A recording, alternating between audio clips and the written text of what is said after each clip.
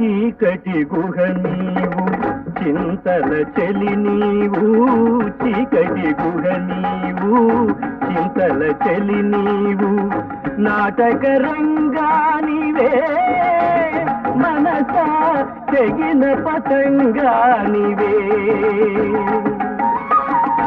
ఎందుకు వలచేవో ఎందుకు వగచేవో, ఎందుకు రగిలేవో ఏమై మిగిలేవో, ఎందుకు రగిలేవో ఏమై మిగిలేవో.